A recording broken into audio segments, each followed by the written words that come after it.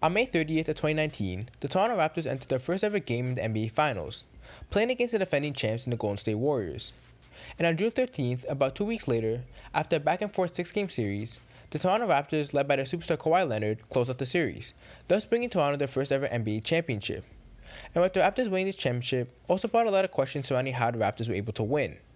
And for the most part, the consensus answer always came back to one player, which was obviously Kawhi Leonard. Kawhi Leonard being the player that not only led the team throughout the season, but also on the road to the NBA championship and throughout the playoffs. And it's not like this answer is too far-fetched, as not only was he the leader, but Kawhi also did indeed lead the Raptors in most statistical categories throughout both the regular and postseason. It's also safe to say that judging by past seasons with the Raptors, it's pretty clear that the Raptors wouldn't have been in that position if not for Kawhi being traded to the team. But although much of the Raptors' success does come down to the reigning Finals MVP in Kawhi Leonard, today I'm here to talk about why Kawhi Leonard isn't the only reason for that championship, and why even without Kawhi, the Raptors are likely to be one of the top teams for now and years to come. And by the title of the video, I already know what most of you are thinking. There's no way that the Raptors are better without Kawhi versus with him. And I would agree that that would be a pretty extreme statement to make, which is why that's not exactly what I'm trying to say. And instead of trying to downplay the role Kawhi had with the Raptors in that championship run, instead I'm going to prove why Kawhi is not the sole reason the Raptors won when they did, and also why the Raptors are still managing to thrive at the same kind of level even without Kawhi being present to lead the team. Because when you take a deep look into the season the Raptors were having before the season ended early, you would realize that they were actually 46-18, and were holding the second seed in the East, which actually puts them on pace to finish with a better record than last season when Kawhi was the main man in the team. But with that being said, let's now get into the reasons why the Raptors have been able to keep up with this level of success. When looking at the Raptors' continuous success after Kawhi, the first place to look at would be the other players on the team that played support to Kawhi last season. And the most important of those players being Pascal Siakam, who's probably the most crucial player in the Raptors' current success. Pascal Siakam being the player the Raptors selected with the second first-round pick in the 2016 NBA draft. And although the career of Pascal started out relatively slow in his first couple of years, last year when the Toronto Raptors brought home the championship, Pascal was really one of the shining parts of the team. And like I mentioned in a previous video, Pascal really played a crucial role in terms of being the second option to Kawhi during the championship season. And although that was a breakout season for Siakam, this video is about how the Raptors are better without Kawhi.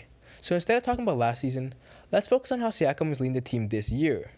First off, it's worth mentioning that after his breakout season, Siakam was actually awarded the Most Improved Player award. But now onto this season. Kawhi now gone from the team, Siakam has come into his own even more than last year and is now leading the Raptors in more ways than just one. If we were to get statistical, Pascal is currently having a season where he's averaging 24 points with 8 rebounds, 4 assists, 1 block, and 1 steal per game. And not only were these stats good enough for him to start in the All-Star game this year, but these stats are also good enough for him to lead the Raptors team in both points and rebounds per game, while playing at a position that's typically deemed the least impactful, in power forward. And just by looking at his numbers alone compared to his numbers last year when Kawhi was on the team, it's very clear that Kawhi leaving has allowed him to make a big jump personally, and allowed him to move into the number 1 spot on the Raptors team. And this is clear just by looking at his usage rating, because while he only had a usage rating of 21% last year, with Kawhi now gone, his usage rating is now leading the team at 29%. On top of that, all this development I've shown this far is just to looking at the numbers. However, there's more to development than just the numbers. Pascal has also become a leader in other ways. With no more Kawhi means that Pascal is now free to carry the ball up the court on most possessions, which means that along with Lowry, he's basically the leader of the offense and has more power in deciding how the plays are carried out. With this added responsibility also means more leadership off the court, as when you start to lead a team, the other players on the team will look to you for more things and expect a certain level of play out of you. But with that all being said, after watching most of the season go by, I think that the Raptors having a better record than they did with Kawhi, it's pretty clear that Pascal has stepped into his new role fairly well. However, don't get it mistaken, this is not me saying that Pascal is a better player than Kawhi, or that he's completely filling the void left on the team. It's just me stating that Pascal's continuous growth is a large reason as to why the Raptors have continued to play at a high level post-Kawhi. Now that we have looked at Pascal Siakam, just like Kawhi didn't win that championship by himself, it's also important to note that Pascal Siakam hasn't won any of these games by himself. And with the Raptors especially, it's also important to remember how well-rounded the roster is, and how many contributing players they truly have. For example, you can never forget about a player like Kyle Lowry, who has been a staple member of the team since he joined back in 2012. And although Lowry did end up taking more of a back seat last year, with Kawhi arriving and with the development of Siakam, Lowry is still a very important member of the team. And if anything, he's more important off the court than he is on it.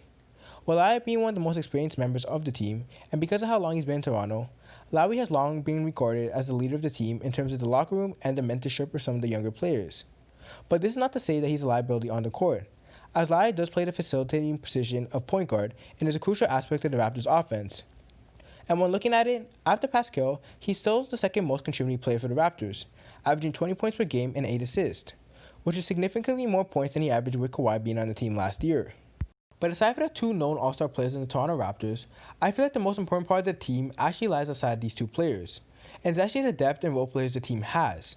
And for the sake of the video, I'm going to specifically focus on three of these what I like to call secret weapons, with the first one being starting shooting guard Fred VanVleet, who was originally signed as an undrafted point guard after the 2016 NBA draft, a player who didn't really have many expectations and was expected to be a late rotational bench player. However, with each year of his career, he has drastically improved, and has now landed himself a spot in the starting lineup. Fred also worked his way into being a potential two-way star in the NBA game, as to where he really excels is defense, where he's currently averaging 2 steals per game, while also managing to average 18 points per game on the offensive side of the ball. But the reason I think VanVleet is such a valuable asset to the Raptors is because that he's a player who never really needs the ball in his hands, but yet he's still a player who could basically do it all. The next two secret weapons kind of play similar roles for the Raptors, as they both play on the wing. These two players being OG Anunoby starting at small forward and Terrence Davis backing up at shooting guard. Both these players being very low usage players who were able to play their roles at a high level. OG being a first-round pick for the Raptors back in 2017 and Terrence Davis being an undrafted free agent in the 2019 draft. And although neither one of these players are the typical bucket getter per se, where they both stand out is with their efficiency with the ball, as OG actually shoots over 50% from the field this season, and both him and Davis have a high effective field goal percentage at 58%. And like most of the Raptors players, both of these players are very hardworking on the court, and specifically on the defensive side of the ball, which has been very important for the Raptors after losing a defensive juggernaut like Kawhi Leonard. And although the stat sheets of players like OG and Davis might not look crazy, by just watching a few Raptors games, you could truly see how impactful their presence on the court truly is. It's not to say that these players weren't contributing when Kawhi was on the team. However, with him now gone, it has now become clearer to see exactly what each member of the team brings to the table and why the team is indeed so well-rounded. But I think that's enough talk about the players for now. Let's now talk about the coaching of the team, another large reason for the continued success. As back in 2018, the Raptors decided to fire a long-serving head coach in Dwayne Casey and hired Nick Nurse, who had been serving as an assistant for the team since 2013. And this decision was a surprise for most, considering Casey had been coming off of multiple winning and postseason making seasons. However, a few years out from the change, with the Raptors now NBA champions and looking better than ever, I don't think many would argue against the coaching change being the right decision. And although it might not seem like the coach and Nurse has been that influential, considering the fact that they did have Kawhi, I would argue that Nurse's team management has been better than almost any other coach in the NBA. And what I mean by that is Nurse really knows how to use his players and develop schemes and rotations that allow each player to demonstrate their full potential. And even when looking at the current players standing out for the Raptors, it is unlikely that players like Siakam, VanVleet, or Davis would be where they are today if it wasn't for Nurse and the rest of the coaching staff. With many people saying that the staff makes these players look better than they actually are. And not only that, in terms of this season, Nurse has really been able to find success without even really having a superstar on the team. I also think it's important to quickly mention the manager of the team, as President Masai Ujiri has long been regarded as one of the top executives in the NBA, and he is the one that put together the roster and found many of the gems that the Raptors signed undrafted or took in the back end of the draft. He's also the one that decided to take the risk in firing Dwayne Casey and also trained for Kawhi when it was unsure if he would even be willing to play for the Raptors. So for all of that, Masai definitely deserves his credit. With the more in-depth look at the Raptors' coaching success, you also get to witness just how well the system works for the Raptors. Because whereas most teams usually excel considerably more on one side of the ball, the Raptors have managed to be an elite-level team on both offense and defense. And when looking at this from a statistical point of view, the Raptors have actually managed to hold a top 10 offense, while really excelling on the defensive end with the second best defensive rating after only Giannis and the Bucks. And this bounce is actually even more impressive when you take in the fact that the Raptors don't even have a real true scorer on the team. And that also just proves how well the coaching staff has done to create a system that encourages team basketball and get everyone involved while still scoring the points needed to win. And the last point I want to make about Nick Nurse is his adaptive coaching style, which was seen last year when he ran the box and won in the NBA Finals last year to guard Curry and the Warriors. However, I say all this about Nurse and the coaching staff to highlight why the team is still able to work even with Kawhi no longer being there. And from the points I just highlighted, I think it already becomes clear how well Nurse fits with the Raptors team and the roster they have built this far. With us now looking at both the players and coaching staff and the roles in the success post-Kawhi, the last thing I want to touch on is the mentality of the team. The Raptors team always seems to work harder than most other teams, and always seem to put in the extra work necessary to be the best team possible. And this is not just off the court. but even on the court, as I mentioned before, how almost every player on the team seems to be putting their all into every possession.